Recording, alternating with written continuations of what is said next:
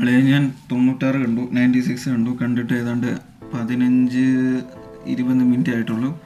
ഞാനൊരു ലോക തോൽവി പടമാണെന്ന് വിചാരിച്ചാണ് പോയി കണ്ടത്. അതായത് എനിക്ക് പ്രേമം എന്ന് പറഞ്ഞ ജോണർ ഒട്ടും ഇഷ്ടമല്ലാത്ത ഒരാളാണ്. അപ്പോൾ എൻ്റെ കുറച്ച് ഫ്രണ്ട്സിനെ ഇഷ്ടപ്പെട്ടു, കുറച്ച് ഫ്രണ്ട്സിനെ ഒട്ടും ഇഷ്ടപ്പെട്ടില്ല. അതായത് ഒരു ഫ്രണ്ടിനെ വരെ ഇഷ്ടപ്പെട്ടുള്ളൂ, ബാക്കിയുള്ള ഫ്രണ്ട്സൊക്കെ ഭയങ്കര ലാഗാണ്, ബോറാണ്, സ്ലോ ആണെന്നൊക്കെയാണ് എൻ്റെ അടുത്ത് പറഞ്ഞത്. അപ്പോൾ എന്തായാലും എനിക്കൊരു നല്ല സിനിമയും കൂടെ കണ്ടിട്ട് തിരിച്ച് കോളേജിൽ പോകണം എന്നുള്ളതുകൊണ്ട് ഒരു സിനിമയും കൂടെ കാണണമെന്നുണ്ടായിരുന്നു. അപ്പോൾ ഏറ്റവും കൂടുതൽ ഈ ആഴ്ച റേറ്റിംഗ് വന്നിരിക്കുന്നത് 96-നും വട ചെന്നൈക്കാണ്. വട ചെന്നൈ ഞാൻ കണ്ടു. ഇനി മറ്റേ 96-ഉം കൂടെ ബാക്കിയുള്ളായിരുന്നു, അതും കൂടെ കാണണമെന്നുണ്ടായിരുന്നു. അപ്പോൾ ഞാൻ ഭയങ്കര ബോറ് സിനിമയായിരിക്കും എന്ന് വിചാരിച്ചാണ് പോയി കണ്ടത്. അപ്പോൾ ഫസ്റ്റ് ഹാഫ് കണ്ടപ്പോൾ എനിക്ക് തോന്നി ഇത് ഒരു യൂഷ്വൽ സിനിമയായിട്ട് എനിക്ക് തോന്നിയത്. കാരണം പ്രത്യേകിച്ചൊന്നും ഇതെന്താണ് ഇപ്പോൾ എല്ലാം സിനിമയിൽ കണ്ടിട്ടുള്ള കാര്യങ്ങളാണ്. പിന്നെ എല്ലാവരും പറയുന്നുണ്ട് റീയൂണിയൻ സംബന്ധിക്കുന്ന ഒരു സിനിമയാണ്. അപ്പോൾ റീയൂണിയന് വരുന്ന ഒരു പഴയ കാര്യങ്ങളൊക്കെ ഓർക്കുന്നു. ഫസ്റ്റ് ഹാഫ് മൊത്തം പഴയ കാര്യങ്ങളൊക്കെ ഓർത്ത് പരിപാടി കഴിഞ്ഞു. ഞാൻ വിചാരിച്ചു സെക്കൻഡ് ഹാഫിൽ എന്തായിരിക്കും, കൺക്ലൂഷൻ ആയിരിക്കും, ഭയങ്കര ബോറായിരിക്കും എന്ന് വിചാരിച്ചാണ് ഞാൻ ഇരുന്നത്. പക്ഷേ സെക്കൻഡ് ഹാഫിലാണ് കഥ തുടങ്ങുന്നത്. അതായത് 96 എന്ന് പറയുന്ന സിനിമ തുടങ്ങുന്നത് ഇൻ്റർവെല്ലിന് ശേഷമായിട്ടാണ് എനിക്ക് തോന്നിയത്. അപ്പോൾ ഞാൻ ആദ്യം വിചാരിച്ച് റീയൂണിയന് വരുന്നു, പഴയ കാര്യങ്ങളൊക്കെ ഓർക്കുന്നു, അതായിരിക്കും പരിപാടി എന്നാണ് ഞാൻ ഉദ്ദേശിച്ചത്. പക്ഷേ റീയൂണിയൻ കഴിഞ്ഞിട്ടാണ് ഈ സിനിമയുടെ കഥ തുടങ്ങുന്നത് തന്നെ. അപ്പം ഞാൻ പല പ്രേമ സിനിമകളും കണ്ടിട്ടുണ്ടെങ്കിൽ ഇങ്ങനൊരു കഥയുള്ള സിനിമ ഞാൻ കണ്ടിട്ടില്ല. ഭയങ്കര ഫീലാണ്. പിന്നെ നമ്മൾ പല പ്രേമ സിനിമ കണ്ടിട്ടുണ്ടെങ്കിലും 10 എണ്ണം ഇറങ്ങിയ അതിനകത്ത് 9 എണ്ണത്തിനും ഏതാണ്ട് ഒരേ ഡയലോഗും ഏതാണ്ട് ഒരേ കഥയായിരിക്കും. ഇതിനകത്ത് ഫസ്റ്റ് ഹാഫ് മാറ്റി വെച്ച് കഴിഞ്ഞാൽ സെക്കൻഡ് ഹാഫിൽ ഒരു സീൻസ്, ഒരു ഡയലോഗ്, ഒരു സിനിമയിൽ ഞാൻ കണ്ടിട്ടില്ല. ഭയങ്കര ഫീലാണ്. അതിപ്പോൾ ഞാൻ ആദ്യത്തെ ഒരു പാട്ട്, അതായത് വിജയ് സേതുപതിയുടെ കഥാപാത്രത്തിൻ്റെ ഒരു ഇൻട്രൊഡക്ഷൻ, ആദ്യത്തെ ഒരു പാട്ടുണ്ടായിരുന്നു. അത് കഴിഞ്ഞിട്ടുള്ള ഒരു പാട്ട് പോലും ഞാൻ ശ്രദ്ധിച്ചില്ല. കാരണം പാട്ടുണ്ടെന്ന് പോലും അറിഞ്ഞില്ല, അത്രയ്ക്ക് സിങ്കായിരുന്നു എല്ലാ സീൻസും.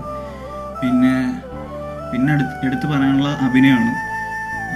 പിന്നെ അഭിനയിക്കുകയാണെന്ന് പോലും തോന്നിയില്ല. നമുക്ക് CC ക്യാമറ വെച്ച് ഷൂട്ട് ചെയ്ത പോലെ ഉണ്ടായിരുന്നു, അത്രയ്ക്ക് ഒറിജിനാലിറ്റി ആയിരുന്നു. പിന്നെ സാധാരണ പ്രേമ സിനിമകളിൽ കാണുന്ന ഒരു തരത്തിലുള്ള ക്ലീഷകളില്ല, ഒരു തരത്തിലുള്ള ക്ലീഷ മ്യൂസിക്കുകളില്ല, ക്ലീഷ ഡയലോഗുകളില്ല, ക്ലീഷ ട്വിസ്റ്റുകളില്ല, ഒന്നുമില്ല. ഞാൻ ഇതുവരെ കണ്ടിട്ടുള്ളതിൽ വെച്ച് ഏറ്റവും നല്ല പ്രേമ സിനിമകളിൽ ഒരെണ്ണമാണ്. പിന്നെ ആകെപ്പാടെ എനിക്ക് തോന്നിയൊരു ഡിഫക്റ്റ്, ഞാൻ ആദ്യം സിനിമ കാണുന്നതിന് മുമ്പ് ഭയങ്കര വലിയ സിനിമയായിരുന്നു. അതായത് ഏതാണ്ട് 2.5 മണിക്കൂർ ഉണ്ട് സിനിമ. ഞാൻ വിചാരിച്ചു ഭയങ്കരമായിട്ട് ബോറടിക്കും, ഭയങ്കരമായിട്ട് ലാഗ് ചെയ്യണം എന്നൊക്കെ വിചാരിച്ചാണ് ഞാൻ പോയത്. പക്ഷേ 2.5 മണിക്കൂർ പോയതറിഞ്ഞില്ല. ഇടയ്ക്ക് വെച്ച് ഒരു ലാസ്റ്റത്തെ ഒരു 15 മിനിറ്റുള്ള സമയത്ത് എനിക്ക് വാഷ്റൂമിൽ പോകണമെന്ന് ആഗ്രഹം ഉണ്ടായിരുന്നു. വേറെ ഏത് സിനിമയാണെങ്കിൽ ഞാൻ എണീറ്റ് വാഷ്റൂമിൽ പോയേനെ. പക്ഷേ ഞാൻ വാഷ്റൂമിൽ പോയില്ല, അവിടെ കുത്തിരുന്ന് കണ്ട് ഇതിൻ്റെ ക്ലൈമാക്സ് കാണാൻ വേണ്ടി ഞാനിരുന്ന് കണ്ടു.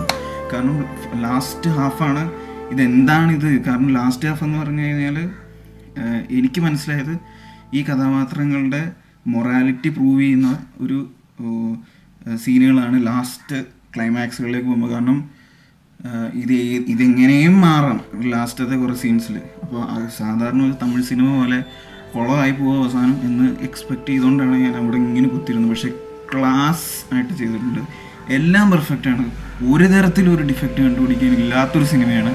പിന്നെ വേണമെങ്കിൽ നമുക്ക് ഇപ്പോൾ 5-ൽ 4.8 കൊടുക്കാം, 0.2 വേണമെങ്കിൽ നമുക്കൊരു മിസ്റ്റേക്കായിട്ട് വേണം തൃശ്ശേനെ കണ്ടുപിടിക്കാം. അത് അഭിനയത്തിൻ്റെ ഡിഫക്റ്റ് ഉണ്ടോ ഒന്നുമല്ല. കാരണം തൃശ്ശ എന്ന് പറയുന്നത് ഒരുപാട് പ്രേമ സിനിമകൾ അഭിനയിച്ചിട്ടുണ്ട്. അതുകൊണ്ട് അവരെങ്ങനെ റെസ്പോണ്ട് ചെയ്യുമെന്ന് നമുക്ക് ഓൾറെഡി അറിയാം. തൃശ്ശയ്ക്ക് ഒരു ഫ്രഷ് ഫേസ് ആയിരുന്നെങ്കിൽ കുറച്ചുകൂടെ നന്നായിരുന്നു എന്ന് എനിക്ക് തോന്നി. പക്ഷേ കാരണം അവരെങ്ങനെ റെസ്പോണ്ട് ചെയ്യും, ഇങ്ങനെയുള്ള സിറ്റുവേഷൻസിലൊക്കെ എങ്ങനെയാണ് ചെയ്യാൻ പോകുന്നത് നമുക്ക് ഓൾറെഡി അറിയാം. അപ്പോൾ അതുകൊണ്ട് എന്തെങ്കിലും ഡിഫക്റ്റ് കണ്ടുപിടിക്കാനുള്ളതുകൊണ്ട് മാത്രം ഒരു 0.2% വേണമെങ്കിൽ തൃശ്ശയ്ക്ക് വേണ്ടിയിട്ട് ഒഴിവാക്കുക എന്നുള്ളതാണ്. അത് എനിക്ക് ഭയങ്കരമായിട്ട് ഇഷ്ടപ്പെട്ടു. 5-ലാണെങ്കിൽ ഒരു 4.8 വരെ ഞാൻ കൊടുക്കാം. വേണമെങ്കിൽ 5-ൽ 5 കൊടുത്തേനെ. പക്ഷേ എന്തെങ്കിലും ഡിഫക്റ്റ് കണ്ടുപിടിക്കണം എന്നുള്ളത് കൊണ്ട് മാത്രം ഒരു 4.8 കൊടുക്കാമെന്നേ ഉള്ളൂ. ഏറ്റവും നല്ല ഈയിടയ്ക്കല്ല ഞാൻ കണ്ടിട്ടുള്ള പ്രേമ സിനിമകളിൽ ഏറ്റവും നല്ല ടോപ്പ് 3-ൽ വരുത്താവുന്നൊരു സിനിമയാണ്. അപ്പോൾ പറ്റുമെങ്കിൽ പോയി കാണാം. Such A beautiful.